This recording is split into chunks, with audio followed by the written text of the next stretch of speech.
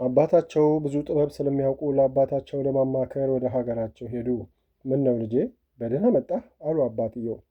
ምን ደህንነት አለ አባቴ፣ እነዛ ቤተሰብ ወዳጆቼ ያደረኳቸው እኔን ካገር ለማጥፋትና እኔን አሽረው እነሱን ለመሾም ማኅበሩን አሳድመው መውጫ መግቢያ ያሳጡኝና ጥቃት ቢደርስብኝ ወደ አንተ መጣሁ ብለው ደረሰብኝ ያሉትን በውሸት ያዘጋጁትንና የአባታቸውን ቁጣ የሚቀሰቅሰውን ነገር በዝርዝር አስረዱ።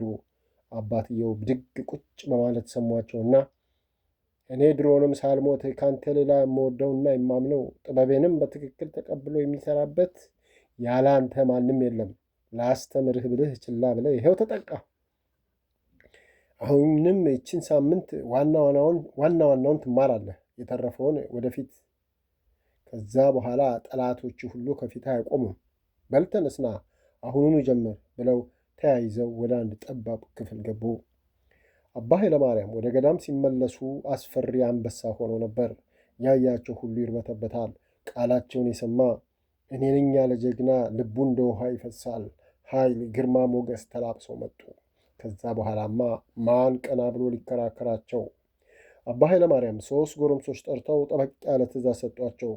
ጎረምሶቹ መሸት እስኪል እማሆይ አጸደ ጊዮርጊስ ቤት ቆይተው ሲጨልም ወደ እማሆይ ማየገነት ቤት በአጥር ዘለው ገቡ። እማሆይ ማየገነት አባ አብርሃም እንዳስጠነቀቋት በጊዜ በሯን አጥብቃ ዘግታ አብራት ካለችው ልጅ ጋር ትንሽ ሲጫወቱ ቆዩና ልጅቷ ስትተኛ እማሆይ ጸሎት ጀመረች። ከእማሆይ ጋር ያለችው ልጅ 8 ዓመት ቢሆናት ነው። እናቷ ጤና አዳም ከተማ ነው ያለችው። አባታቸው ሞቷል። እናቷ ገዳም በዓል ሲደርስ ወደ ገዳም መታ እንጨት በመስበር ውሃ በመቅዳት ጌሾ በመውቀጥ ጠላ በመጥበቅና ልዩ ልዩ ሥራ በመስራት አገልግላ ያገኘችውን ይዛ ትሄዳለች። በዚህ አጋጣሚ ከእማሆይ ተዋውቀው ግንኙነታቸው ስለጠበቀ ይችን ልጅ አንቺ ጋር ሆና አስተምሪልኝ፣ ለአንቺም ትላክልሽ ብላ ሰጥታታለች። እማሆይ እምቢ ብትልም አባ አብርሃምና የዛሬውን አያድርገውና አባ ኃይለማርያም ገፋፍተው እሷ ጋር መኖር ጀምራለች። ጎረምሶቹ የእማሆይን ግቢ መግቢያ መውጫውን ስለሚያውቁ በአጭሩ ዘለው እንደገቡ ያችን የጭራሮ በር ወርውረው ወደ ውስጥ ገቡና ያገኙትን ዕቃ ስብርብር አድርገው የእማሆይ ድመት ሀገር ሰላም ብላ የተኛችበት መደብ ላይ በያዙት መጥረቢያ ጨፍልቀው ገደሏት። እማሆይ ያለችበትን በር ሊከፍቱ ቢታገሉ አልከፈት ስላላቸው ከውጭ ሰው እንዳይሰማ ድምፃቸውን ቀንሰው የስድብ ውርጅብኝ አውርደውባት በገቡበት ወጥተው እማሆይ አጸደ ጊዮርጊስ ቤት ገብተው የሰሩትን የሰደቧትን እንደ ጀብድ እያወሩና በእማሆይ እየተሞገሱ አድረው በሌሊቱ ሰው ሳያያቸው ወደ ወንዶች ገዳም ሄደው ለላኳቸው ግዳጃቸውን መፈጸማቸውን ነገሩ። እማሆይ ማየገነት ከገቡ ጀምሮ መብራቷን አጥፍታ በበሩ ቀዳዳ ስትመለከታቸው ባትሪ እያበሩ ስለሆነ ማንነታቸውንና ያደረጉትን ሁሉ አየች። ይገርማል። ገዳሙ መሆኑ ቀረ ማለት ነው። አሁን እዚህ ቅዱስ ቦታ ይህ ይሰራል? ምን ማለት ነው? እኔ በዚህ ፈርቼ ገዳሜን ጥዬ እንደወጣ ነው? አይ ሞኞች፣ አላደርገውም። ከዚህ በላይ አድርጉ አለችና ወደ ጸሎታ ተመለሰች። ደግነቱ ልጅቷ እንዴ ከተኛች ተሸክሟት ቢሄዱ አታውቅም ነበርና ምንም አልሰማችም። እማሆይም ባለመስማቷ ተደሰተች። ልጅ ስለሆነች ትደነግጥ ነበር። ጠዋት ረፈድ ሲል በሯን ከፈተችና ሁሉን ተመለከተች። ያለው ዕቃ ሁሉ እንዳልነበር አድርገውታል። በተለይም በጣም ያሳዘናት የድመቷ ሁኔታ ነበር። አንዴ በዱላ ቢሏት የምትሞተዋን እንደዚህ ቆራርጦ መግደል ምን ማለት ነው? ነገ አንቺንም እንደዚህ ነው ማለታቸው ነው? ይሁና፣ ፈጣሪ ከፈቀደላችሁ ብላ ድመቷን አንስታ ቀበረቻት። አባ አብርሃም በገዳሙ አሉ ወደ ተባሉበት ሽማግሌዎች ሄደው በእማሆይ ላይ የሆነውንና ከእሳቸውም ጋር የተባባሉትን ነገሯቸውና አባቶች ምን ይሻላል ትላላችሁ? አሉ በሐዘኔታ። ልጄ ነገሩን ሰምተነዋል፣ ግን ጉዳት የለውም። አባ ዘራብሩክ ታመው ሳለ በጠይቃቸው ሄጄ ስለ እማሆይ ብዙ አጫውተውኛል። ስለዚህ ለእሷ ለፈተና የመጣ መከራ ስለሆነ የታዘዘው ጊዜ ሲያልፍ ያበቃል። ግን የፈተናው አመጣጥ በእሳቸው በወዳጃችሁ በኩል በመሆኑ ይከብዳል። እሳቸውን ባይታደሉና ከዚህ በፊት ያበረሯቸው ንጹሐን መነኮሳት እንባ ስለጮሁባቸው ነው የተነሱትና ለጊዜው ትንሽ ቢያንገላቱና ቢጎዱ መጨረሻው ለእማሆይ ያማረ ለእሳቸው ውርደት ስለሆነ አይዞት፣ አይናደዱ። እኛንም ለማሳመን በቀደም መጥቶ ዘበራርቆ ነበር።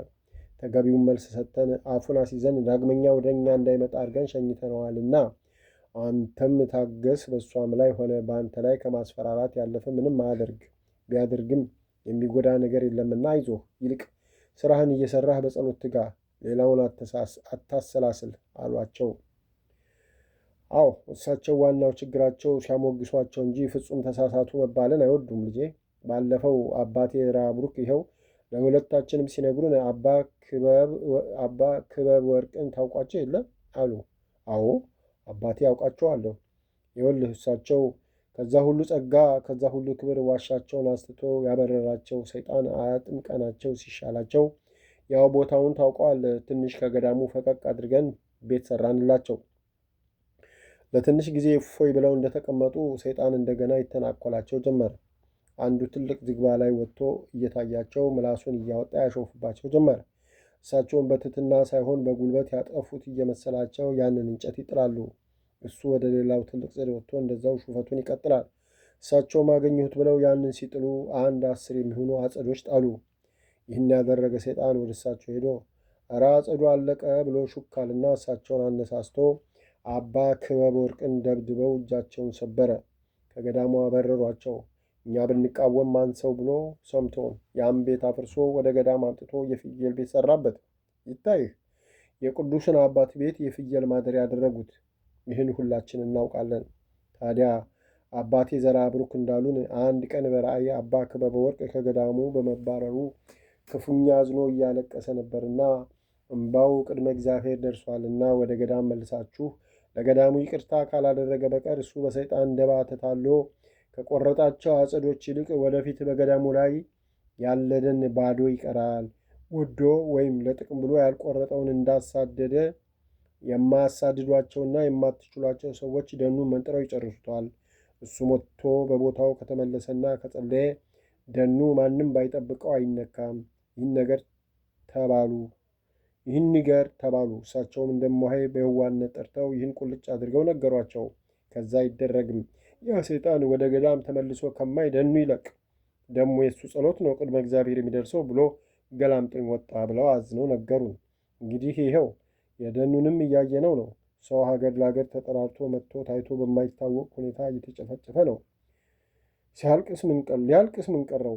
ስለዚህ ልጄ እሱ እንኳን ለእሷ ለአባታችን ያልተመለሰ እኔ ያልኩት እንጂ የሰው አልሰማም ባይ ይቅርታን ለማድረግ ያልታደለ ምን ቢለፉ ከፈጣሪ ይቅርታን የማያገኝ ከንቱ ነውና አባ እንዳሉት ምንም የሚያመጣው ክፉ ነገር ስለሌለ አትጨነቅ። ይህን የምንልህ እኛ ጋር የመጣ ጊዜ ሲዝስ ሰምተነው አንድ ነገር ቢገጥማት ከአንተ ራስ የሚወርድ የለም ስላልነው ደንግጧልና አትስጋ፣ አይዞ ብለው አረጋግተው በጸሎት ሸኟቸው። እሞሆይ ማየገነት እዚህ ገዳም ከመምጣቷ በፊት ልብስ ስፌት ተምራለች። ታዲያ አባ ዘራብሩክ በረሃ ላሉት አባቶች አቡጀዲ ያስገዙና የሚሰፉላቸው በእጃቸው ነበር። እሞሆይም ከመጣች ለእናቶች ልብስ ቢያልቅባቸው ቢቀደድባቸው ሲመለኩሱ ቢፈልጉም ከቆብ ጀምሮ ሁሉንም በእጇ ትሰፋላቸው ነበር። ወንድሞቿ የስፌት መኪና ቢገዙላት ብዙ የእሷንም ሆነ የአባ ዘራብሩክን ድካም እንደሚቀንስ ስላወቁ የስፌት መኪናውን ገዝተው ይዘው መጡ። አባ ዘራብሩክ ከልባቸው ተደስተው መረቋቸው። እሞሆይም በጣም ደስ አላት። በቃ ከዛን ቀን ጀምሮ በረሃ ላሉ አባቶችና እናቶች በዓመት አንድ ጊዜ ገዳሙ ውስጥ ላሉትም እንዳመጣጡ ትሰፋላቸዋለች። ከገዳሙ አልፎ በገዳሙ ግርጌ ያሉ ምዕመናን ሳይቀሩ ለልጆቻቸው ለራሳቸው ጨርቅ እያመጡ እንደሚፈልጉት አድርጋ ትሰፋላቸዋለች። መቼም ገዳም አቡጀዲና ለእርዳታ የሚሰጡ ልብሶች ከመጡ የእሞሆይ ቤት የልብስ ነጋዴ ቤት እስኪመስል ድረስ ልብሱ ይከመራል። ወንዱ ሴቱ የሰፋው አጥቢ፣ የጠበበው አስፊ፣ ያጠረው ቀጥ፣ የረዘመው አሳጥሪ እያለ ያመጣል። ለሁሉም እንደየፍላጎቱ ሰፍታ ትሰጣለች። ታዲያ ይህን ያህል እየለፋች ከአንድ ሰው 0.5 ሳንቲም አትቀበልም። እሷ ለወንድሞቼ ጸልዩ ብቻ ትላለች። በተለይ ከሞቱ በኋላ ነፍስ ይማር በሉልኝ ትላለች። መኪናውንም የወንድሞቿ ማስታወሻ ስለሆነ ትንከባከበዋለች። አባ አብርሃም ሲደርሱ ይኸውልዎት አባ ገዳምነት ቀርቶ የሽፍታ ቦታ ሆነ ብላ ስለ ድመቷና ስለሆነ ሁሉ ነገረቻቸውና እንግዲህ ምን ይባላል አለች። አባ አፋቸው ኩበት ሆነ። የሚሉት የሚያደርጉት ጠፋቸው። ዝም ብለው በቆሙበት ሁሉን ሲያስተውሉ ቆዩና ጥሩ ነው እዚህም ደረሱ አሉ ከንፈራቸውን ነክሰው። አዎ ደረሱ። ማን ያውቃል ነገም ሌላ ይቀጥል ይሆናል። ምናልባት የድመቷ ዕጣ ይደርሰኝ ይሆናል አሉ እሞሆይ ሳቅ ብለው። አይ እሞሆይ እርስዎ ላይማ ምንም ነገር ለማድረግ አይደፍሩም። እሳቸው የፈለጉት እርስዎ በእንደዚህ ያለ ነገር ደንብረው ገዳሙን ጥለው እንድትሄዱ ብቻ ነው አሉ። ነው? እሱ ከሆነ ሲያምራቸው ይቀራል። ምናልባት ገለውኝ ራሴን ማውጣት ይችላሉ። በተረፈ ቤቱን በላይ ቢያፈርሱት ፍራሹ ላይ እኖራለሁ እንጂ ለመሄድ አላስበውም። ሌላው ደግሞ ይኸውልዎት ብላ የተጻፈላትን አሳየቻቸው። አባ አብርሃም አንብበው ሲጨርሱ ዕቃውን እንደሚወስዱ ትናንት ጭምጭምጣ ሰምቼ ነበር። እኛ የተሞኘነው ያኔ ፋክቱሪ ጻፍ ያሉ ጊዜ ነበር። ግን ቅዱስ መስለው ቀርበው በምን እንጠርጥራቸው አሉ በባለፈው በመቆጨት። አይ አባቴ፣ እኛ ምንም አልተሞኘንም። የተሞኙ እሳቸው ናቸው። ምክንያቱም ሁሉን የሚያውቀው መድኃኔ ዓለም ዋጋ ሰጪ መሆኑን ባለማወቃቸው ነው። ዕቃው ወንዶች ገዳም ቢሄድ የእሳቸው አባት ተስካር ወይ ሰርጋቸውን አይደገስበት። ያው የቦታው ባለቤት የመድኃኔ ዓለምና የአባታችን የአቡነ ናትናኤል ዝክር አይደለም የሚደገስበት። በቃ በዕቃው በተሰራበት ቁጥር የዕቃው ባለቤት በረከቱ ይበዛል። ዋናው የሚፈለገው ይሄ ነው። መቼም ምንም ባለስልጣን ቢሆኑ መንግሥተ ሰማያት ሄደው ይህ እንዳይሆን ፈጣሪን አያሳድሙም። ስለዚህ ዕቃው ከኔ ጋር መወሰዱን ለእኔ በጣም ጥሩ ነው። ማን ያውቃል፣ ነገ ሰብረው ሰርቀው ወስደው ሸጠችው ቢሉኝስ? ስለዚህ ይውሰዱት። እኔን የገረመኝ የመኪናው ነው። በዚህ ግን ድርድር የለም። ከቤቴ አወጣም፣ የፈለገውን ያምጡ አለች ቁርጥ አርጋ። አባ አብርሃም ሲያሰላስሉ ቆዩና ሞይ ይኸውልዎት፣ ቀን እስኪያልፍ የአባቴ ገበሬ አግባኝ አለች አሉ ግራ የገባት። ስለዚህ እነሱ ለጊዜው ጊዜ ሰጥቷቸዋልና ቀኑ ካለፈ በኋላ ጎረምሶቻቸውን አሳልፈው በኃይል ሊወስዱ ቢመጡ ምን ይደረጋል? ስለዚህ እኛ በዘዴ እንጠቀም አሉ። በኃይል አይችሉም። ሳይገሉኝ መውሰድ አይደለም በጣታቸው አይነኳትም አለች እሙሀይ ቁጣዋ ሳይበርድ። እሙሀይ፣ እርሱ እኮ አንድ ሰው ኖት። አንድ ጎረምሳ ግጥም አድርገው ይዙታል፣ ሌሎች ያወጡታል፣ ወይም ሰባብረው ከጥቅም ውጭ ያድርጉታል። በቃ ከዛ ምን ይመጣል? ግን እነ እሙሀይ አረጋዊን አዲስ አበባ እንዲሄድ አሳስበውኛል። የሚካኤል ዕለት ዕቃውን ከተረከቡ በኋላ እኔ በማግስቱ መኪናውን ይዤ ሊሂድ ብዬ አስፈቅጄ የመኪናውን ጭንቅላት ብቻ ነቅዬ በአህያ ጭኜ ሁሉም እያዩ ጤና አዳም ወስደውና ሞፈር ቤት ያለው ቤት አስቀምጠዋለሁ። ሲመሽ አውጥቼ ለአበበች እናት እሰጣታለሁ። እሷ በማግስቱ እህል አስመስላ ጭና ታመጣሉታለች። በቃ በቀላል በዘዴ መገላገል እያለ እልክ ውስጥ መግባት ምን ይጠቅማል? ደግሞም በዚህ ጊዜ እንደ እባብ ብልህ መሆን ያስፈልጋል አሉ እሙሀይ ነገሮችን አሰላስላ። ይሁን፣ ጥሩ ሐሳብ ነው አለችና ሌላው ደግሞ የአበበች ጉዳይ ነው። ይህች ልጅ ወደ እናቷ ትሂድ፣ ከኔ ጋር እዚህ መቆራመድ የለባትም። ዛሬ ራሱ እንቅልፍ ላይ ሆና እንጂ ብትሰማ ኖሮ ምን ያህል እንደምትረበሽ ገምቱ። ስለዚህ ትሂድ አለች። አበበች አጠገባቸው ቆማ የሚሉትን ሁሉ ታዳምጥ ነበር። እሙሀይ ምን አልሽ? ትሂድ? እኔ ሞታታለሁ እንጂ ከዚህ ንቅንቅ አልልም። አባ ሲሄዱ እኔ ሲሄድ ብቻሽን ቢገሉሽስ? እኔ አልሄድም። ካልገደልሽኝ በቀር ከዚህ ቤት ንቅንቅ አልልም። ትቼሽ አልሄድም። ከሄድን አብረን ከቀረንም አብረን እንጂ ትቼሽ አልሄድም ብላ እላዋ ላይ ተጠምጥማ ተንሰቀሰቀች። አባና እሙሀይ ይቺ አንድ ፍሬ ልጅ ጉዳዩን ሳታውቅ እንዲህ መናገሯና ማልቀሷ አስገረማቸው። እነሱም አብረዋት ሲያለቅሱ ቆዩና እሙሀይ እንደምንም አባብላ ዝም አሰኝታት። አበብዬ፣ አንቺ ልጅ ነሽ፣ በእኔ ነገር መከራ ውስጥ መግባት የለብሽም። እነሱ አይጎልኝም እኮ ስትላት እምቢ ምንም አልሰማም፣ አልሄድም ብላ ለቅሷን ጀመረች።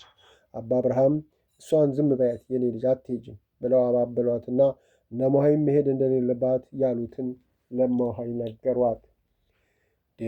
የሰው ልጅ እኮ ነች። እናቷስ በዚህ መከራ ጊዜ እዚህ እንድትሆን ትወድ ይመስሎታል? አለች።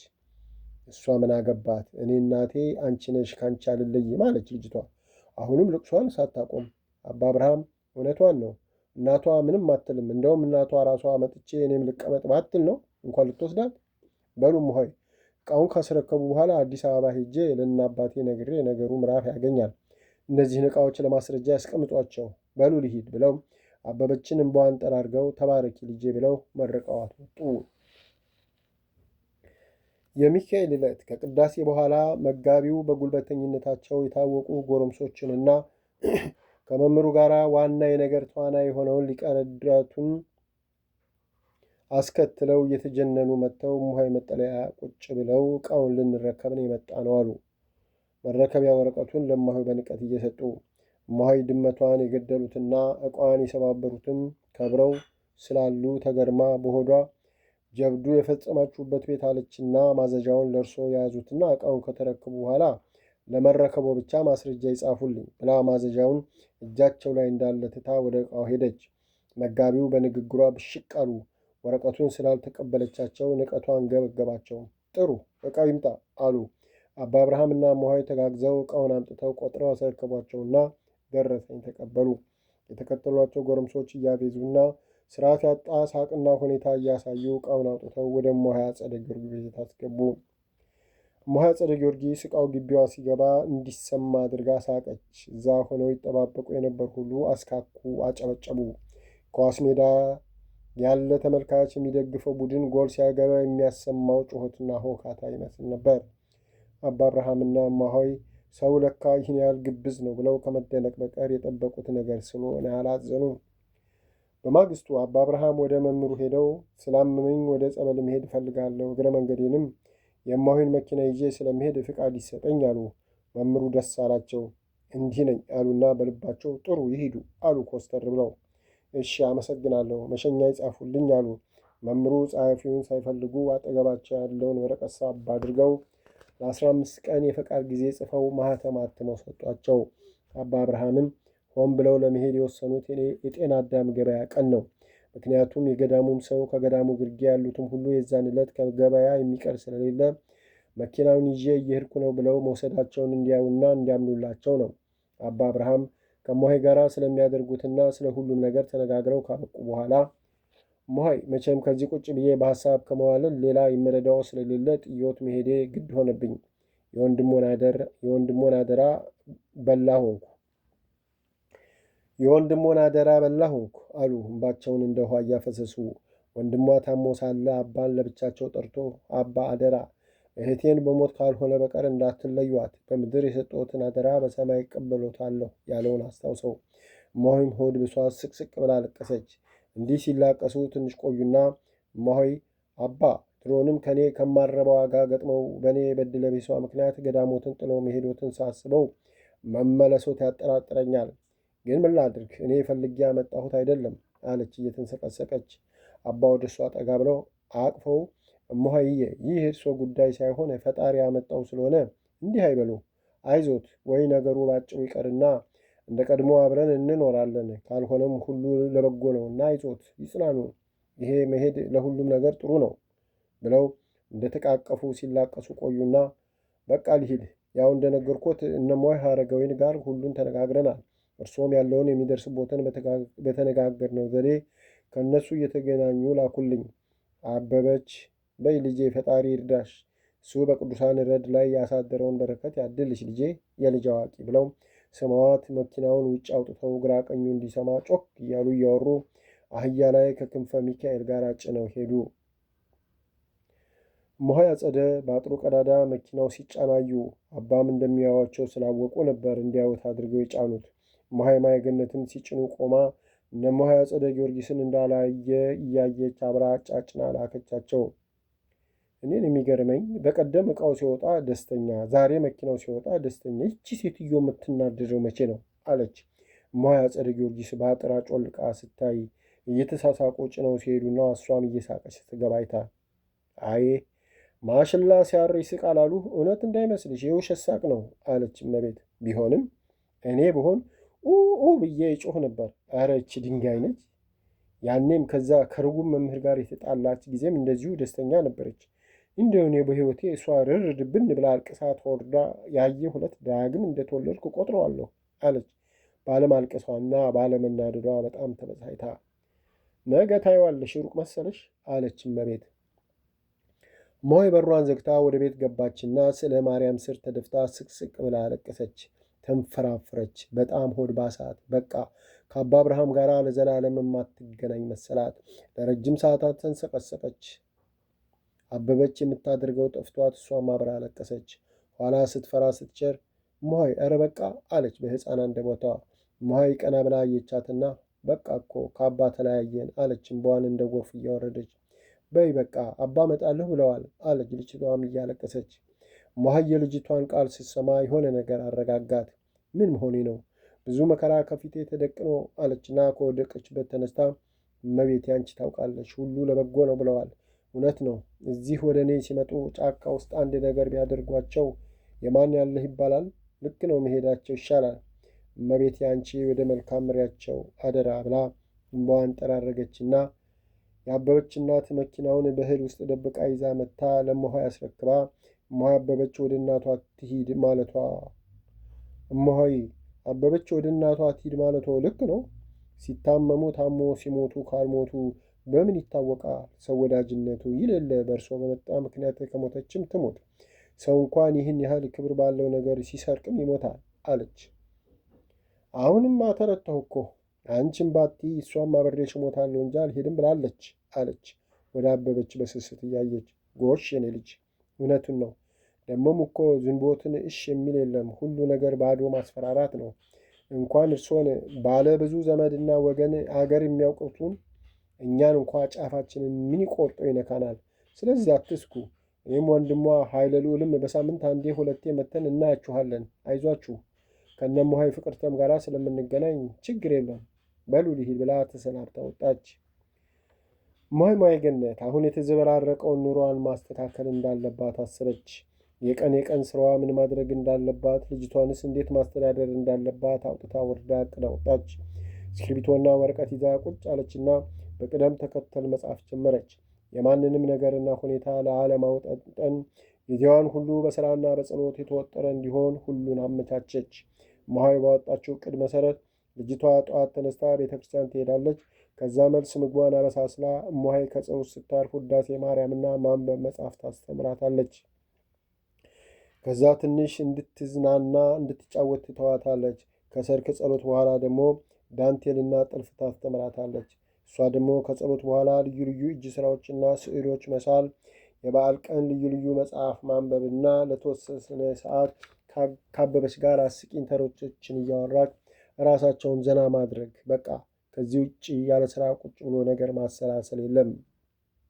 አባ ኃይለ ማርያም ለአባ አብርሃም ፈቃድ ሰጥተዋቸው ከሄዱ በኋላ የሆነ ነገር ውስጣቸውን እየረበሸው ነው። ይሄ ነገር መኪናውን ለመውሰድም ሆነ ለጸበል አይደለም የሄዱት። ለክስ መሆን አለበት። አዎ ለክስ ነው።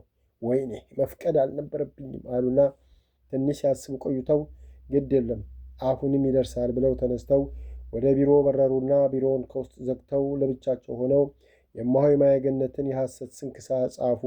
ማህተም መተውና በፖስታ አሽገው በጥልፍ ያወጡና ሰዓታቸውን ተመለከቱ። መሽቷል። ተበሳጩ። አሁን ቢኬድ የት ይደርሳል?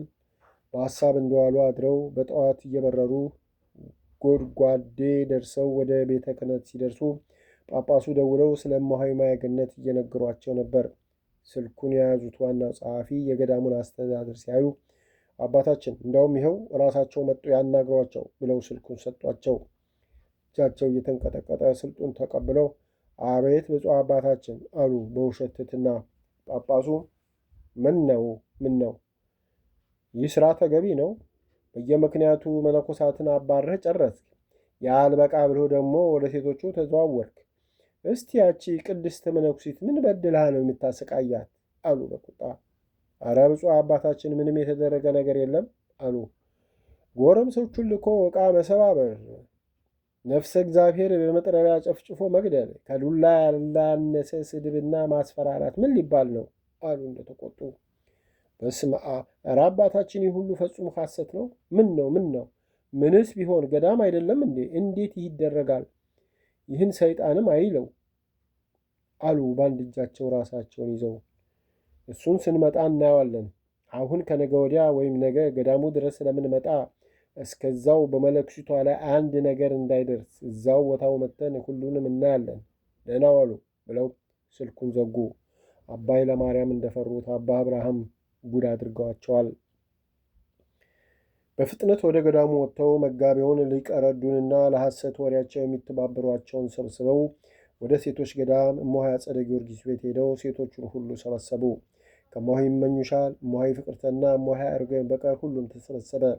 አባ ኃይለ ማርያም ይሆላችሁ አባ አብርሃም ጸበል ሊሂድ ብሎ ለካ ገዳሙን ማኅበሩን ሊከስ ነው ሄደው። ይኸው ተጠርቼ ማኅበሩ እማሆይን ደብድቦ ጉዳት አድርሶባታል። እኔንም ደብድቦኝ ነፍሴን በግድ አስጥዬ መጣው ብሎ ከሰሰን። አቡኑ በጣም በማኅበሩ ተቆጥተዋል።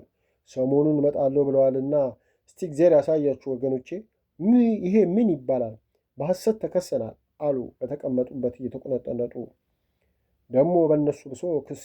ወይኔ ምን ነው ይሄ ቢታወቅ ኖሮ ስማችን ከጠፋ አይቀር ልኩን ባሳየነው ኖሮ። እሱ ምኑ ተነካና ነው ለክስ ሄደው? ሚስቱ በጥጋባ ያመጣችው ነው አሉ መጋቢው። እንዳውም አቡንም ሆነ የፈለገው ይምጣ አሳምረን ተቀብለን እውነቱን እንነግራቸዋለን። ያኔ የመሆይ መንገዷን ትቀጥላለች አለ ሊቀረዱ በትዕቢት ደረቱን ነፍቶ።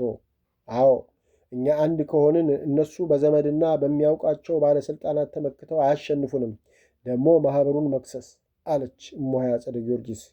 አይጥ ለሞቷ የድመት አፍንጫ ታሸታለች አሉ። ገና ሳይነኩ ይህን ሁሉ አሁኑኑ ገብቼ ሰብሬ በጥላትና ብሄድ ምን አባቷ ታመጣለች አለ ድመቷን ጨፍጭፎ የገደለ ጎረምሳ። እሱማ ለዚህ ለተቀደሰ ገዳማችን ስም ብለን እንጂ ካፍ የወደቀ ጥሬ የምታህል አቅታን አይደለም አሉ መጋቢው በቁጭት። ሴቶቹ በየተራ እየተነሱ ለገዳሙ ተቆርቋሪና ለመንፈሳዊነታቸው ጽኑ ንቁና ታማኝ መስለው እማሆይ መገነትና አባ አብርሃም በሌሉበት መዓቱን አወረዱት። አበምኔቱ ደስ አላቸው። ይህን ሁሉ ሰው ይዤ አልረታ አሉና በሆዳቸው አሁን እንዲህ ይሁን፣ እነሱ ነገ ወይ ተነገ ወዲያ መምጣታቸው አይቀርም። እኔ ጠናዳም ሄጄ ቁጭ ላለሁ። ወደዚህ እንሂድ ቢሉ አልመጣም። እነሱም እኔን ሳይዙ አይመጡም። ከመጡም እንሰበስባችሁ እንዳይሉ ሁላችሁም ጥፉ። የተለየ መጋቢ እንዳያገኙ። በቃ ከዚህ በኋላ ያለውን ለእኔ ተውልኝ ብለው ስብሰባውን በተኑና ቀኝ እጃቸውን የሆኑትን ጎረምሶች ለብቻቸው ጠርተው አባ አብርሃም ከመጣ ጠብቃችሁ የተመኘውን ዱላ ደህና አድርጋችሁ አቅምሱት፣ ለዛች ደግሞ እናስብበታለን አሉ። አባታችን ይሄ ነገር ኋላ ከታወቀ በእኛ ላይ አደጋ የለውም አለ አንዱ የበቀደሙ ቤተ ክህነት ተሰማ ስለተባለ ሰግቶ። ምን ነው ልጄ፣ ባለፈው ነግሬያችሁ ያ የሰጠኋችሁን ድግምትና እጽ ይዛችሁ ምንም አይነካችሁም። ከሱ አልፎ አንድ ነገር ቢመጣ ይኸው ደረቴ ከእናንተ በፊት እኔ ነኝ የምወድቀውና አትዝጉ። ብቻ ሰው እንዳያችሁ ተጠንቅቁ፣ ሌላው ዕዳው ገብስ ነው ብለው አበረታተዋቸው ወደ ቤታቸው ሄዱና የሚያስፈልጋቸውን ነገር ይዘው በጀሌዎቻቸው ታጅበው ወደ ጤና አዳም ሄደው ቁጭ አሉ። በሦስተኛው ቀን የክፍለ ሀገሩ ጳጳስ አባ ላእከ፣ አባ ጽጌ፣ አባ አብርሃም፣ የወረዳው ቤተ ክህነት ሥራ አስኪያጅ፣ ጸሐፊው፣ ያኔ ገዳም መታ የተፈወሰችውና መኪናዋን ለገዳም የሰጠችው መዓዛ ጤና አዳም ደረሱ። መምህሩ እዛ እንደሆነ ስላወቁ ሞፈር ቤት መኪናውን አቁመው ከመኪናው ሲወርዱ መምህሩና የሞፈር ቤት ሠራተኞች ተቀበሏቸው። መስቀል ተሳልመው በረንዳው ላይ አረፍ ካሉ በኋላ ጳጳሱ በሏ ሳይመሽ እንውጣ አሉ ወደ መምህሩ እያዩ። አባታችን እኔ መሄድ አልችልም፣ እዚህ ጊዜ የማይሰጥ ስላለብኝ አሉ አቀርቅረው እጃቸውን እያፍተለተሉ። እንዴት? ከዚህ የበለጠ የምን ስራ አለ? እኛ ስራ ፈት ሆነን የመጣ ነው አሉ ቆጣ ብለው። ብፁዕ አባታችን እንደሱ አላልኩም፣ ግን የማልወጣበት ከበድ ያለ ጉዳይ ስላለኝ አልወጣም አሉ። ይለይለት ሞት ቢመጣ አልወጣም አሉ በልባቸው። እንዴት ነው የማትወጡት? በግዶ ይወጣሉ እንጂ እኛ ስንቱን ጉዳይ ጥለን የመጣ ነው ለእናንተ ጉዳይ አይደለም እንዴ? አሉ ጸሐፊው በንዴት። እኔ ምንም ጉዳይ የለኝ፣ ኑ ብዬም አልጠራሁ፣ ፕሮግራሜም አይደለም። ስለዚህ አልወጣም አሉ ከረር አድርገው። አዎ በእርግጥ አልጠሩንም፣ ግን ጳጳሱና እነዚህን የመሳሰሉ አባቶች መጥተው እንውጣ ሲሉ ሌላው ቢቀር በእንግድነት እንኳን መቀበል የለቦትም አሉ ስራ አስኪያጁ ንዴታቸውን ዋጥ አድርገው። ያለሁት እዚህ ነው፣ ይኸው ተቀበልኳችሁ እኮ፣ የቀረ መስተንግዶ ካለ ላቅርብ አሉ እንደተኮሳተሩ። አሃ የተባለው ሁሉ እውነት ነው ማለት ነው። ስለዚህም ጉዱ እንዳይወጣ ነው አልሄድም መባሉ። ጎሽ ሳንለፋ እዚሁ ጉዳያችንን አገኘን አሉ ስራ አስኪያጁ። እኔ ስራ ስላለብኝ አልሄድም አልኩ እንጂ ምንም ጉድ የለብኝም። ይሄ የአባ አብርሃም ተብዬው ፈጠራ ነው። ደግሞ እሱ ሚስቱ ስለተነካችበት እንጂ እሱን የነካ የለም አሉ በድፍረት። ሁሉም አማተቡና ጳጳሱ ይገርማል፣ ሰውን ይቅር እግዚአብሔርን መፍራት ቀረ እንዴ? ለመሆኑ መነኮሳቱን ነው ደፍረህ ይህን የምትለው? አሉ በመገረም። አይ መነኩሴ፣ ስንቱን ጉድ ደብቀን በኖር በእነሱ ብሶ ክስ ካመጡ እውነቱን እዘረዝረዋለሁ። አዎ በደንብ ሚስቱ ናት። በቀደምም እጅ ከፍንጅ ስለተያዙ ነው አመልጠው ወደ እናንተ መጥተው የፈጠራ ክሳቸውን ያቀረቡት አሉ። በስመ አብ! በአንድ ራስ ሁለት ምላስ። ምን ነው ከዚህ በፊት እነዚህን ንጹሐንን እንዲህ እያሉ ያሟቸዋል? እኔ ለእነሱ የገቢር አይደለም የሐልዮ እንደሌላቸው ደረቴን ለጥይት እሰጣለሁ ብለው ምለው እየተገዘቱ ያሟቆሿቸው ዛሬ ስለተጣላች ኃጢአቱን ሲፈጽሙ ተያዙ አሉ ጳጳሱ በትዝብት እየተመለከቷቸው። አዎ ጉዳያቸውን ደብቄ ውስጥ ውስጡን ተው እያልኩ እየመከርኩ ይታረማሉ ብዬ ተከራክሬ ያላቸው ነበር። ግን ራሳቸው ገሃድ ሲያወጡት ምን ላድርግ አሉ አፈር ብለው። እሺ ይሁን፣ በገሃድ ኃጢአቱን ሲሰሩ እጅ ከፍንጅ መያዛቸውንም ሆነ ሌላውን እዛው ወጥተን በማህበሩ ፊት ፍርጥርጥ አድርገን ተነጋግረን አባና እማዋይም ዋጋቸውን በማህበሩ ፊት ያገኛሉ። አሁን እንውጣ አሉ ጸሐፊው የሰውየውን ብልግናና ነገረኝነት አደገኝነታቸውንም እያሰላሰሉ። ቃሌ አንድ ነው። ማህበርን ለመሰብሰብም ሆነ ለማወያየት እቅድ ስለሌለኝ አልወጣም አሉ የአበጠው ይፈንዳ እያሉ። አባ ጽጌ ብድግ አሉና እባኮታ አባቴ እኛን ንቅር፣ ጳጳሱ ደክመው መጥተው አይከብዶትም? እባኮ ፈቃዱ ሆኖ እንሂድ ተለመኑ ብለው እግራቸው ላይ ወደቁና እግራቸው አጥብቀው ያዙ። መድኃኔ ዓለም አይለመነኝ፣ አልሄድም፣ አልወጣም፣ ይልቅ ይነሱልኝ ብለው ለማንሳት ታገሉ። ጳጳሱ በመንፈሳዊ ሕይወታቸው በጣም የበለጸጉ ትዕግስተኛና በትንሹ የማይደፈረሱ ጸጋ እግዚአብሔር የረበባቸው ስለሆኑ መምሩ ሰይጣን እንደተጫናቸው በጸጋ ስላወቁ ብድግ ብለው አባቴ ጽጌ ይነሱ፣ ይተዋቸው፣ ይህም ቢታ የሚያስከትለውን ስላላወቁ ነውና ይተዋቸው፣ በሉ እኛ እንሂድ፣ በዛውም አባ አብርሃምን ገዳማቸው እናደርሳቸዋለን አሉ ስለሳቸው ያላቸውን ሐሳብ ለማወቅ። አዎ እሳቸው በሴትዮዋ ነገር አይግቡ እንጂ የሚነካቸው ነገር የለም፣ ገዳማቸው ይቀመጡ አሉ የታባክ ዋጋህን ታገኛለህ እያሉ በልባቸው። የአባ አብርሃምን ቤት የሚጠብቀው ሰይፈ ሚካኤል ለገበያ ጤናዳም ሄዶ የእነ አባን መምጣት አይቶ አጠገባቸው ሆኖ ሁሉን ይከተላት ነበርና አባ አብርሃም ገዳም እወጣለሁ ብለው እንዳታስቡ፣ እርሶን እንዲደበድቡ ጎረምሶች ታዘዋል። ስለዚህ ከእነሱ ጋር ተመልሰው ሂዱ አለ በድፍረት። አበብኔቱ ክዋሉ። በምስጢር የዶሎቱት በምናፍት ልኮ ወጣ። ግን ላለማስነቃት ማን ነው አንተ ደብዳቤ ያዘዘው አሉ። እርሶ ራሶ ለጎረምሶቹ ትእዛዝ ሲሰጡ እዛው ጫካ ውስጥ ለሽንት ተቀምጬ ስለነበር በትክክል ሰምቻለሁ አለ። እንዴት አባት አንተ እኔ ብለው ዱላቸውን ሲያዞሩ ጸሐፊው ዱላውን ለቀም አደረገና ምን ነው ውፍረት አጡ፣ በእነዚህ አባቶች ፊት ልትመቱት አለ በንዴት እየተንቀጠቀጠ።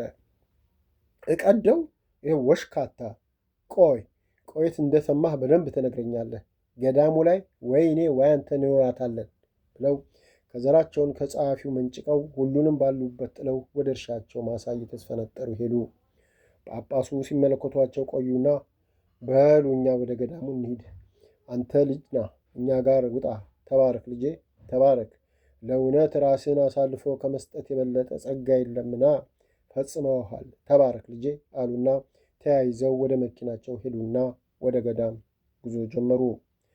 ቤተ ክርስቲያን ግቢ መኪናውን አቁመው ጸሎት ካደረጉ በኋላ የአባ ዘራቡርክን ቤት በትዝታ ተመልክተው ወደ እማሆይ ማየገነት አመሩ። አካባቢው በጣም ጭር ብሏል። መንደሩ ጸጥ ብሏል። አባ ለአከ እንዴ ሰው ሁሉ የት ደረሰ አሉ በልባቸው ግራ ተጋብተው።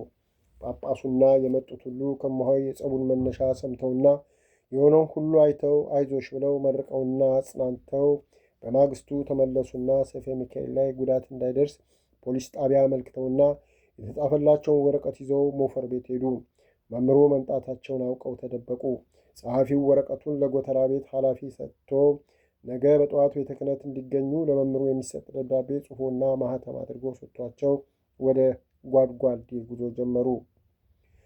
መምህሩ በጥሪው መሰረት ሲፈሩ ሲቸሩ ሄደው የጳጳሱን ጫማ ስመው መስቀል ተሳልመው ባዶ ወንበር ፈልገው አቀርቅረው ቁጭ አሉ። ጳጳሱ ስብሰባውን በጸሎት ከከፈቱ በኋላ ወደ መምህሩ መልከት ብለው በረጅሙ ተነፈሱና እሺ ትላንት በእንቢተኝነት ጸንተው እኛ ሄድን፣ ሁሉን አይተን ያነጋገርነውንም አነጋግረን በቂ ማስረጃ ይዘን መጥተናል እና አሁንም የእማሆይ ቤት የሄደ የለም፣ የተፈጸመ ወንጀል የለም ብለው ያስተባብሉልናል አሉ። መምህሩን በቁጣ እየተመለከቷቸው አባቴ እኔ እናንተ ስትሉ ከመስማት በቀር አላየሁም አላምንም አሉ። ወይኔ እነማንን አግኝተው አነጋግረው ይሆን ብለው በስጋት እሺ እሱን እንዝለለው፣ እውነቱን በውሳኔው ያገኙታል። ለምንድን ነው እማሆይን መኪናውን ከገዳም አውጪ ያሏት አሉ አሁንም ወደ እሳቸው እየተመለከቱ። በገዳም ሕግ መሰረት አንድ ሰው የግል ነገር በቤቱ አስቀምጦ መጠቀሚያ ማድረግ ስለማይፈቀድ ነው አሉ ያላሰቡት ጥያቄ ስለመጣባቸው ተደናግጠው። ጳጳሱ ሳቁና ገዳሙ ለካ የአንድነት ነው። እሺ ይሁን። እርስዎ ግቢ ጌሾ የለም አሉ። አለ እንጂ አሉ። እሺ ብርቱካን፣ ዘይቱንና ማንጎ ልዩ ልዩ አትክልት የለም አሉ። አለ እንጂ እኔ ግቢ ብቻ ሳይሆን ሁሉም ግቢ አለ አሉ። ጥሩ። ታዲያ ምንድን ነው የምታደርጉት አሉ። እንዴ ይህ ምን ጥያቄ አለው? ሲደርስ ለቅመን ወስደን እንሸጠዋለን፣ የተረፈውን እንበላለን፣ ለሰውም እንሰጣለን አሉ። እሺ መስቀልና ልዩ ልዩ ከእንጨት የሚሰሩ ጌጣጌጦች እርሶና ሌሎችም እንደምትሰሩ አውቃለሁ። እሱንስ ምን ታደርጉታላችሁ አሉ በትዝብት እያዩአቸው። ሸጠን እንጠቀምበታለና አሉ። ለምን ወደ ገዳም አታስገቡም አሉ። ገዳሙ እኮ የአንድነት አይደለም፣ የቁሪት ገዳም ነው። ስለዚህ ሁሉም የሰራውንና ያገኘውን ለራሱ ነው የሚጠቀምበት። ይህ ገዳሙ ሲመሰረት ጀምሮ የነበረ ነው። ዛሬ እኔ ያወጣሁት ደንብ አይደለም አሉ በዚህ ሊወቅሷቸው መስሏቸው። ታዲያ እናንተ ጌሾና የመሳሰለውን ሸጣችሁ ከተጠቀማችሁ፣ መስቀል ሰርታችሁ ሸጣችሁ ከተጠቀማችሁ፣ እማሆይ በመኪናው ሰፍተው አልተጠቀሙም አላደረጉትም እንጂ ቢጠቀሙስ ምን አጠፉና ነው መኪናው ይውጣ መባሉ አሉ። መምሩ ክው ብለው ደነገጡ። ይህን ጨርሶ አላሰቡትም። አመዳቸው ቡና አለ። ትንሽ ሲያሰላስሉ ቆዩና ይህን ውሳኔ ያስተላለፈው ማህበሩ እንጂ እኔ አይደለሁም። በተለይ እናቶች በጣም ነው የተቃወሙት አሉ። ለምን ተቃወሙ አሉ ሳቅ ብለው። የግሏን እየሰራች የምትጠቀምበትን መኪና ይውጣልን ብለው አሉ። እንዴ እማሆይ ልብስ ሲሰፉ ያስከፍላሉ እንዴ አሉ በመምህሩ ግብዝነት እየተገረሙ። ማስከፈል ሲያስከፍሉስ በቀላሉ ነው እንዴ አሉ አፋቸው እንዳመጣ። ይገርማል። በአንድ ራስ ሁለት ምላስ የሚባለው ለካ ይሄ ነው። ለመሆኑ እርሶ ራሶ እዚሁ ቢሮ ውስጥ ስለማሆይ ሲነግሩኝ ይህን ያደረጉትን ቆብና ቀሚስ የሶፉልኝ እማሆይ ናቸው ብትሉኝ ስንት ከፈሉ ስሎት? በስመ አብ። እማሆይ እንኳን ለእኔ ታች ያሉ ዓለማውያን ለእነሱና ለልጆቻቸው ሱፍሉን ቢሉ በነፃ ነው ሰፍተው የሚሰጡት። በገዳሙ ውስጥ ከትንሽ እስከ ትልቅ ቆብ ቢሉ ቀሚስ፣ ሱሪ ቢሉ ሸሚዝ ያልሰፉለት ለአመል አይገኝም። ግን ለገዙልኝ ወንድሞቼ ጸልዩላቸው ከማለት በቀር 0.5 ሳንቲም ተቀብለ አያውቁም አላሉኝም? እዚቹ ቦታ ይህንኑ ለብሰው አሉ ወደ እሳቸው እያመለከቱ። መምሩ አፋቸው ኩበት ሆነ። ደግሞ ሳያስቡት እማሆይ የሰፉላቸውን ቆብና ቀሚስ ለብሰው መገኘታቸው ምን ይሆኑ? መሬት ተከፍታ ብትውጣቸው በወደዱ ነበር። እንዳቀረቀሩ ዝም አሉ። ዋሻው አባቴ ምን ነው ዝም አሉ አሉ። እንደምንም ቀናሉና እውነት ነው ብዬ ነበር፣ ግን ለአፋቸው አልቀበልም ብለው ውለው አድረው አምጡ ብለው ያስጨንቁናል። ስለዚህ መኪናው ይውጣ ስላሉኝ የማህበሩን ፈቃድ ልፈጽም ጽፌአለሁ አሉ። ካፈርኩ አይመልሰኝ ሆነና። ማህበሩማ እንዳይሰበሰብ አደረጉ እንጂ ቢሰበሰብ ኖሮ እንዲህ ያለ የቅሌት አነጋገር ትንሽ ከተባለው ሕፃን አንደበት እንኳ አይነገርም ነበር። አሁን ያም ሆነ ይህ ገዳሙ ወደ አንድነት መጥቶ ቁሪት ከቀረ ያኔ የማሆይ መኪና ወደ አንድነቱ ይገባል። እስከዛው በቤታቸው እንደፈለጉ ሊጠቀሙበት ይችላሉና በአስቸኳይ ግዳው እንዲነሳ። እርሶም በተመለከተ እንግዶቻችንን እንሸኝና ነገ ልክ በ3 ሰዓት እዚሁ እንገናኝ። ያኔ ሁሉን እናያለን። አሁን ጨረስኩ፣ ይሂዱ አሉ የያዙትን መስቀል ጠረጴዛው ላይ ጣል አድርገው እንደ መንጠራራት እያሉ። መምህሩ ምንም ሳይተነፍሱ ብድግ ብለው እንደ ሌባ ሹልክ ብለው ወጡ። ጳጳሱ እና አባ ላከን ቤታቸው ወስደው ጋብዘው አባ አብርሃም ሳምንት ስራቸውን ቤተ ክህነት ውስጥ እንዲቀጥሉ ነግረዋቸው እስከዛው አንዳንድ ነገር ለማዘጋጀት እና አባ ላከ ጋር አዲስ አበባ እንዲሰነብቱ ፈቅደው በጸሎት አሰናበቷቸውና እነሱ ሲሄዱ እሳቸውም አረፍ ለማለት ወደ መኝታ ቤታቸው አመሩ። የጳጳሱ ሁኔታ ያላማራቸው መምህሩ ሲያወጡ ሲያወርዱ ቆዩና የመጣላቸውን ሐሳብ ይዘው ወደ ገዳም በረሩ። ገዳም ሲደርሱ የእማሆይ ማየገነትን ቤት ክፉኛ ገላመጡትና ወደ እማሆይ አጸደ ጊዮርጊስ ቤት ገቡ። እነማሆይ ሲያዩአቸው በቶሎ የእግር ውሃ አምጥተው እግራቸውን አጠቡና በቶሎ የሚጠጣና የሚበላ አቀረቡላቸው። መምህሩ ይህን 2 ቀን ነገር አንጀታቸው ገብቶ የረባ እህል አፋቸው አልገባም ነበርና ለካ ስርቧቸው ኖሮ የቀረበላቸውን እንጀራ ጥርግ አድርገው በልተው ከጠላው 2 ብርጭቆ ከጠጡ በኋላ ምን ነው ለካ እርቦኝ ኖሯል አሉ። ወደ ትሪው ሲመለከቱ ባዶ ሆኖ ስላዩት ራሳቸውን ታዝበውና አፍረው። ምን ታደርጉ አባቴ፣ በነገር እየጠበሶት ምን ጊዜ እህል ይቀምሳሉ? ለምን አይርቦት? አለች እመቤት በሐዘን የታያየቻቸው። ኧረ መጠበስ ብቻ ለበለቡኝ እንጂ ግን ሰውየው እኔ ባልሆን ይቆጨኝ ነበር። ሁሉንም አፉን አስያዝኩት አሉ ለመፈከር እያቃጣቸው። እንዴ እኛ እኮ እዚህ መጥተው ሲያድሩ ፈርተን ነበር አለች እሞሃ አጸደ ጊዮርጊስ በስጋት። የምን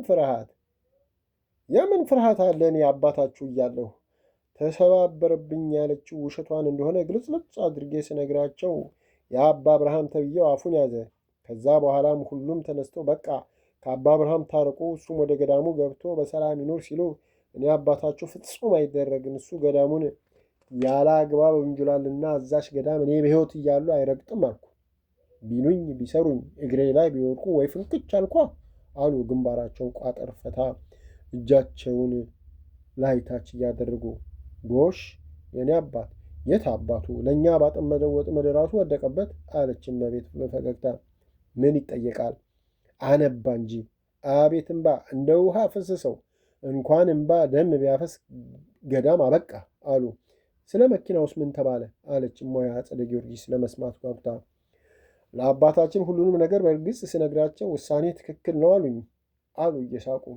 የት አባቷ እንግዲህ ምን ይውጣት? አሁን ደግሞ ይሄ ሰይፈ ሚካኤል ተብዬውን ነው ልክ ማግባት ወይ ማብረር አለች። ጠዋት ወደ ገዳም ሲሄድ ፊት ለፊት ሲገናኙ ገላምጧት ያለፈውን አስባ ምን ነው ምን አለ? ስለ ምሱ ምን ተወራ? አሉ ከፖሊስ የማስጠንቀቂያ ወረቀት እንደተሰጣቸው ያውቁ መስሏቸው ወረቀቱ ያለበት ኪሳቸው እንዳወስ አድርገው። አባ አብርሃም ከተባረሩ ያላት እሱ ስለሆነ እሱንም ስታጣ ያለ እነሱ ስለማትኖር ሰተት ብላ ትሄዳለች ብዬ ነው አለች። ይሄ ልክ ነው። የእሱ ነገር ቀላል ነው። ዋናው ያ ነበር፣ ነቅየዋለሁ። ይህም ቀኑን ይጠብቅ፣ በዘዴ ቀስ ተብሎ ስሩ ይነቀላል አሉ ምንም እንዳልተሰማ ሲያውቁ ተረጋግተው።